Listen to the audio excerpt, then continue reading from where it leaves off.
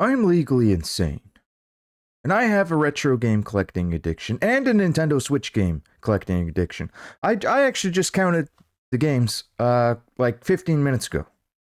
I now have over 600 Nintendo Switch games, although it doesn't feel like I have that many. That's probably a sign that you have an addiction. If you have over 600 games and it feels like you have six and you want more, you want hundreds more, well, maybe you have an addiction too. So it's a thing that some people have. My wife left me, she took the kids. I spent all our money. I don't blame her. But more importantly, I have 4 new Switch games that I'm going to be showing you today. Some of these games are rare or will become rare. And I think I know a thing or two about Nintendo Switch games, considering how many I own and how many retro games I own. I think I know a thing or two about which games are likely to become rare. Now, it is pure speculation at this point, but one of these games was already rare. It was rare and it will be rare again. So let's get started. Let's start with a game that's already been rare once, and it will become very rare and very sought after once again. This is World of Horror for the Nintendo Switch. Physical edition. This game was already rare, although it recently got a reprint, so you can get it for cheap again today, but I think those reprints are selling out fast, and I'll get more into that later. I know one website has already sold out, so it ain't going to be around forever. Get it while you can, retail price. Before this even came out, I knew I was going to buy it, but as soon as it did come out, I bought 2 copies. I still have one sealed. Oh yeah, it does come with a manual as well. They did not go stingy on what you can get. Not only does it have a fairly detailed manual, but you also get these little tarot card things. It's always nice when you can get a physical edition and the publisher actually puts some effort in and gives you some cool stuff. It's reasonably priced as well. It was retailing for $44.99. That's what the VGP price was, which should be the standard price. But VGP is sold out, even after the reprint. At time of recording, they're sold out. This is an RPG horror game. Japanese style, H.P. Lovecraft style horror game. They kind of mix the two together. They got some very famous people that helped create this game. So the reason I bought 2 copies was because it's one of the most unique games ever made. It is a 1-bit or 2-bit. You have the option to select how you want to do it. Hand-drawn, well, not hand-drawn, but MS Paint drawn game. Every piece of art in this game was created in MS Paint. It's black and white, although you can play a little bit with the colors. It's meant to be played in black and white. 1-bit looks better than 2-bit, so I do recommend that. It's a point-and-click, turn-based RPG horror game. Something that you would have likely found on PC way back in the day. It's kind of a love letter to an old PC-based RPG / adventure game or point-and-click adventure game. But it's not a point-and-click game. It is still an RPG. At its core, it is an RPG. You just move the cursor around as if you were playing on a PC, doing a point-and-click game. And so I knew it would be rare because it combines 2 of the best genres for future rare games. RPGs, rare, unique RPGs. We're not talking Final Fantasy. The new school Final Fantasies, they sell millions of copies. Nobody cares. Right? We're talking rare, unique and obscure RPGs. Those are the ones that hold their value. The ones that nobody knows about. Everybody knows about Final Fantasy. The hidden gems. The ones that don't get the marketing, the publicity. Like a Final Fantasy would. And it's a horror game. Horror games hold their value. Rare, weird, obscure, low print run horror games. We're not talking Resident Evil 5. Right? That thing's worthless. So it combines Horror and RPGs, the two best genres for games that will hold their value and or become highly sought after cult classics. Rare games, cult classics. So buy it now. Well, you can retail pricing. That's all I'm saying. I talk a lot on this channel about buying games for cheap. Well, you can still get them for cheap. In fact, even if the game went down in price, hypothetically, let's say it became a $25 game. You paid $44.99 Canadian dollars, and maybe 10 years from now it's a $25 game. Well, I'd rather still pay $44.99 today rather than risk paying $300 10 years from now, or $500 10 years from now. I'd rather pay the $44.99 today and quit bitching. That's what I would rather do. Great RPG too, by the way. People are like, it's already gaining a cult following. There are some people that have sunk over 70 hours into this game. There's multiple endings, multiple playthroughs that you can do. There's multiple characters that you can choose. There are randomized events. There's different ways to play the game. The game itself does recommend that you start on the first mode, which is essentially easy mode, and do the tutorials, because it is a little bit complicated, but you'll learn quick. There's a lot going on. The menu system can be overwhelming at first glance, but that's what the tutorials are for, and you'll quickly get the hang of it. It does remind me of a Steam game called, let me pull it up right now. Here it is right here. Fear and Hunger number 2, specifically Termina. Fear and Hunger Termina. This game is insane. I don't want to go into detail on this, but this is a horror game. It's rated R. It's serious business. You're going to die 1,000 times. There's multiple characters. This is like this world of horror is like a 1-bit version, old school version of Fear and Hunger. That's what it reminds me of. If anybody's familiar with this game, this is a 16-bit style RPG, but you can have your legs chopped off, and now you got no legs. You're going through the rest of the game with no legs. You'll be crawling on the ground. You can have your arms chopped off. It's realistic. Both you can cut your enemy's legs off, and they can cut your legs off, just to give you a random example. And there's a lot of horror stuff going on. It's survival. It's a survival horror, to be more specific. And so is World of Horror. I should have mentioned that. Not just a horror game, it's a survival horror. And Fear and Hunger is also a turn-based RPG. In the main game, when you're not playing like the beginner mode, there are 5 mysteries that you have to solve. In beginner mode, you only have to solve 1. Check the game out. I'm not going to go into further detail. This is not a review. I'm just letting you know this has all the elements for a potential $300, $400, $500 game in the future.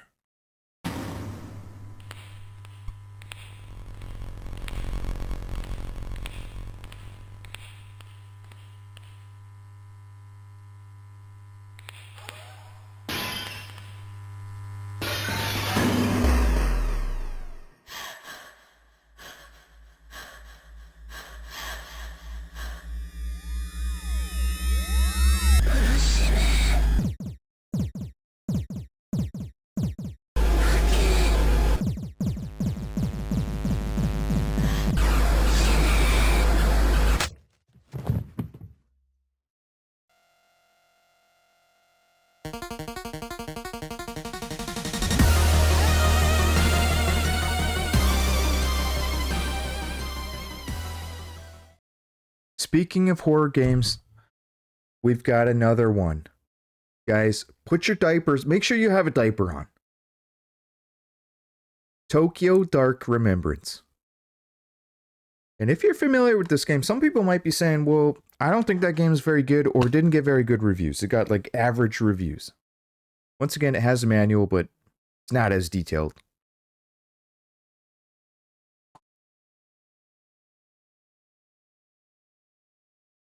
So the game itself is a side-scrolling Point and click psychological horror adventure slash visual novel game. They kind of mixed a couple of genres into one here.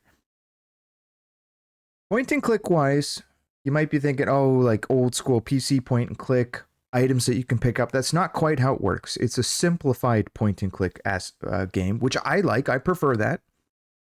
And it's simplified because every object that you can interact with, every person that you can interact with, is highlighted with a square. So they make it simple, meaning you are to focus on the story, which is the visual novel aspect of the game.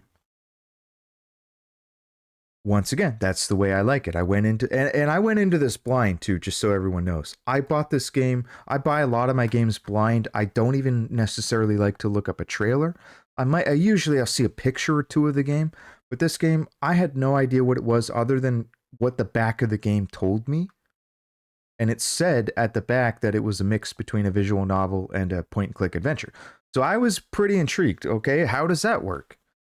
And I fell in love with the game within the first 5 minutes, for starters. It has RPG elements.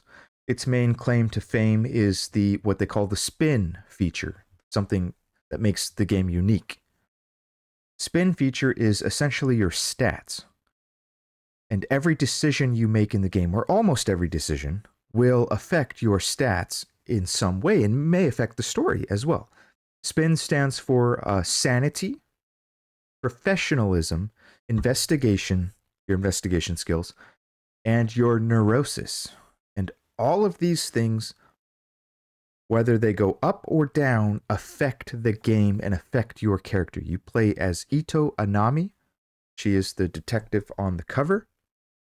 Your partner went missing under very mysterious and paranormal circumstances, and you begin the game looking for your partner. I can't give too much away, unfortunately. Just know that it is a horror game.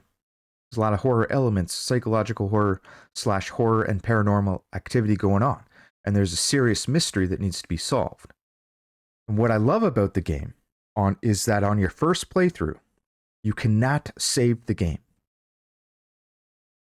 Meaning every decision you make, you are stuck with. You made a poor choice, you didn't like the outcome. Well, in other games, you would load up a save from 30 seconds ago and redo it. You cannot do that here. And the game did that on purpose. You are stuck with the choices that you made and the consequences and the pros and the cons. And here's the best part. You might think that you made a poor decision and you don't like the outcome. But every decision has a pro and a con. Every single decision. And every single decision can affect the ending that you get. The stats that you have can play a role in the ending that you are going to get.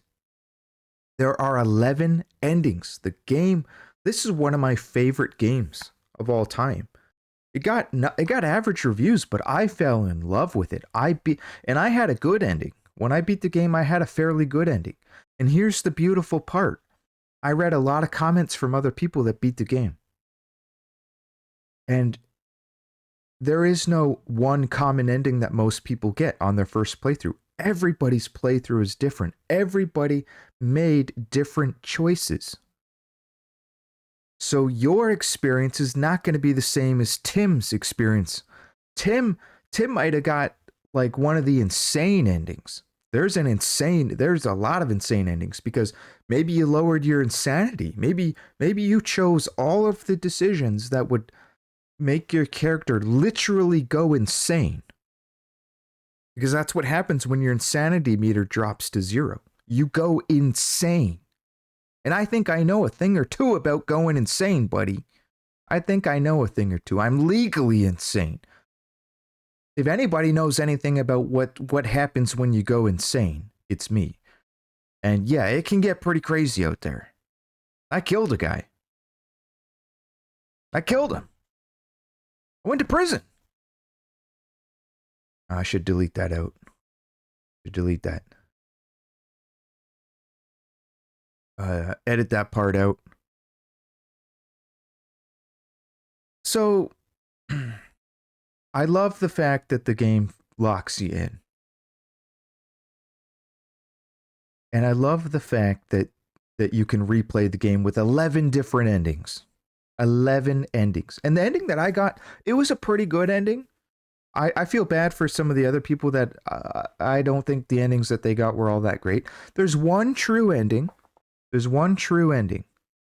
What I'm going to recommend, though, is if you do get this game, and I think this game has the potential to become rare. It has a couple of flaws, though. I'll get to that in a minute. The best way to play the game is if you play it through once and you decide I don't want to play through it again, just go on YouTube and watch all the other endings. Watch the true ending at the very least on YouTube. And there's one like super secret ending. I don't want to give that one away on how you can get that one, but you'll find it on YouTube or some sort of guide. You'll see it somewhere. I really enjoyed the game, Tokyo Dark Remembrance. Check it out. You might find that you like it. If you're thinking, oh, I hate point and click games, I hate visual novels. Well, it's a short game. It's about 4 to 5 hours to completion on the first playthrough. And I will admit the middle of the game was a little slow. But it picks up. It's very strong beginning, very strong end. Check it out. Next up, we got Cat Lateral Damage Remastered Edition. Now, this is not going to be a rare game. Definitely not. This is a remaster / remake of a game that came out in 2014. Oh yeah, and it does have a manual. It's got all the little kitty cats in the manual too. I'm a big cat fan.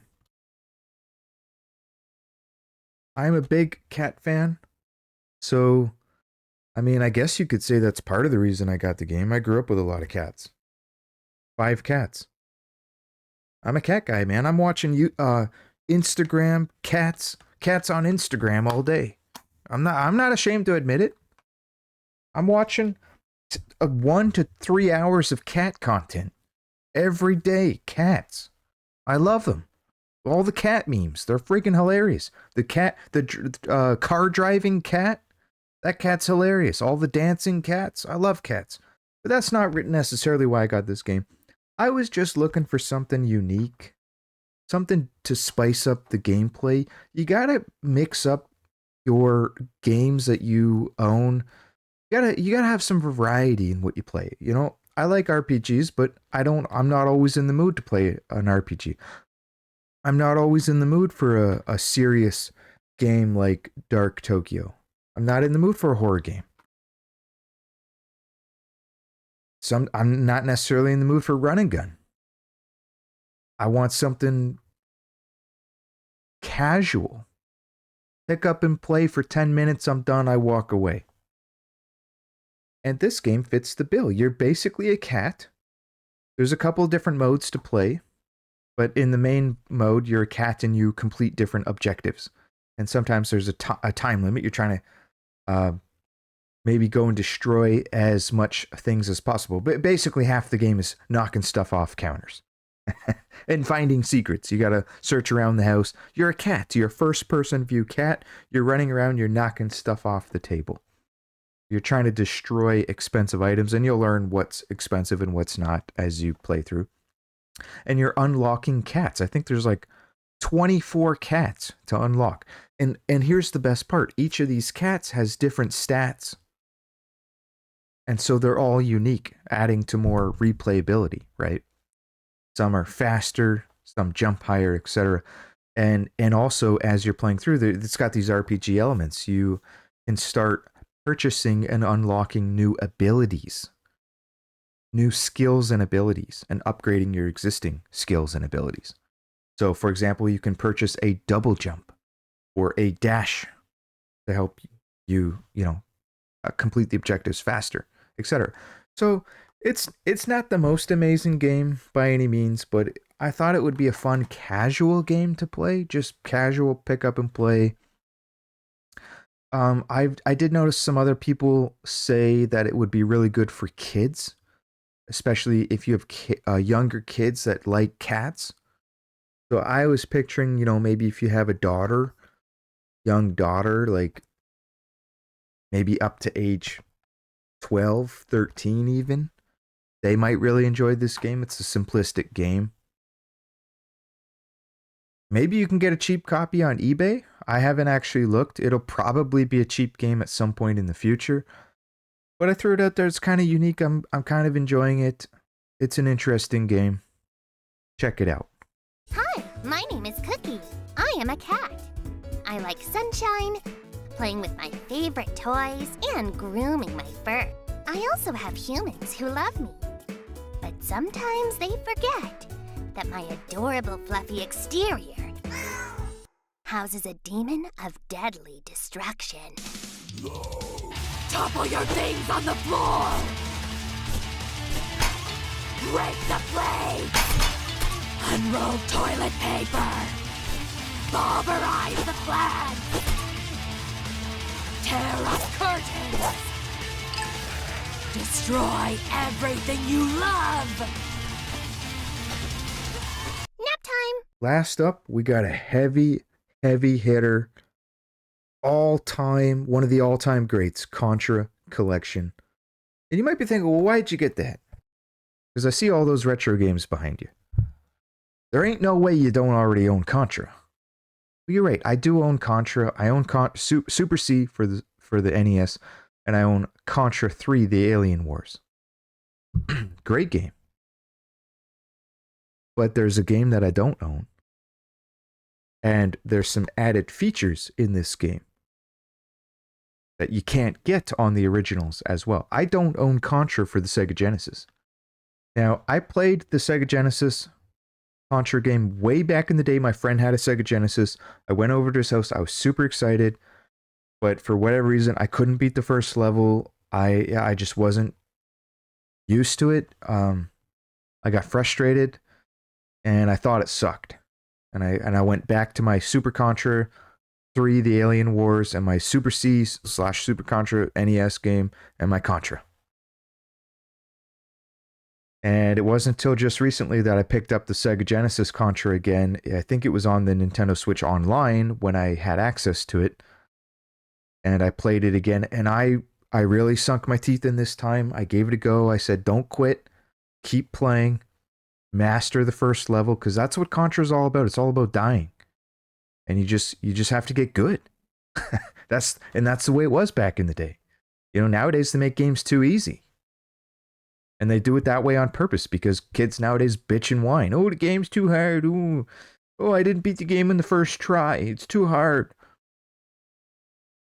Well, back in the day, you know, that was part of the fun. And like I said, I only tried it once back in the day. I went over to my friend's house. And so I tried it again, and I realized what a lot of people have been saying for years. And it's all true. The Sega Genesis Contra is the best game ever made. But I'll throw out something else. So I noticed this playing Super C, which prior to the Sega Genesis Contra was my favorite Contra game. And there's new features. Well, one, you get save states, which is, you know, that's always nice to have because I don't want to play on PC. I'm not looking to play retro games on PC, and like I need a physical game. You know, yes, it's better on the NES with an NES controller, but hey, I like it on here too. But they added this really cool new feature where you can change how the guns fire. You can choose to do standard rapid fire shooting, like one bullet at a time. That's standard. So with the machine gun, for example, you hold down the button, it fires one bullet at a time, and it'll fire them forever. But you can switch. Every single gun has a second mode. And I don't even think they advertise that. They don't advertise it at the back. They don't advertise it in the trailers. You have to push the R button or the L button, to turn it on or off. And it'll show you an icon in the top left corner. The second option that you have is this brand new feature that they coded in to be able to do it. You can do a triple shot where it shoots 3 rapid fire, 3 shots, 3 shots, 3 shots. But it's no longer, like with the machine gun, for example, it's no longer a steady flow of bullets. It's 3 bolts, 3 bolts, 3 bolts, 3 bolts. There's a refresh time. But I found that I really prefer using that mode because I found that I could kill bosses faster. I could kill bosses much faster using that particular burst mode, I'll call it. So check this game out. I mean, it's a new way to play Contra. And it's an easier way to play Contra. It's an accessible way to play Contra. Get a buddy over. Bring a buddy over that has experience with Contra, ideally, because they are difficult games. Order a pizza and beat the game. Put the code in, get the extra lives. Use save states if you want. If you're doing good, use save states.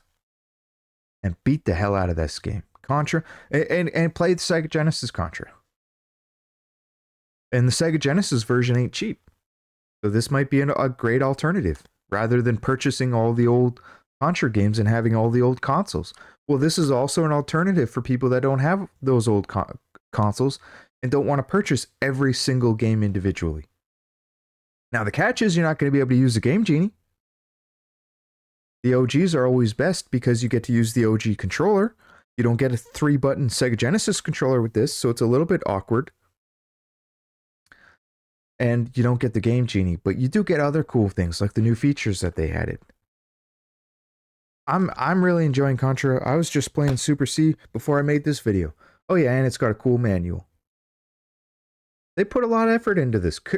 Konami's like not playing around when it comes to making money on their old IPs these days. They're not making any new IPs. They're not making any new games. But when it comes to the old games, they're not afraid to make a buck or two, and they're not afraid to put a little bit of extra effort in. Make a nice manual. They added a bonus art book and bonus interviews. There's cool stuff in here. Guys, if you enjoyed this video, please consider subscribing to the channel. I'm trying to get to over 9,000 subscribers. I have a Patreon, link in the description below. I'm also going to put up a playlist of all my Nintendo Switch videos so that I can combine them all together under one playlist. And let me know what you thought of this video. I don't have a script. I'm just talking. I don't know how long I've been talking. Has it been 30 minutes? Has it been 45 minutes? 69 minutes? I don't know. Leave a comment below if you want to see more Nintendo Switch content.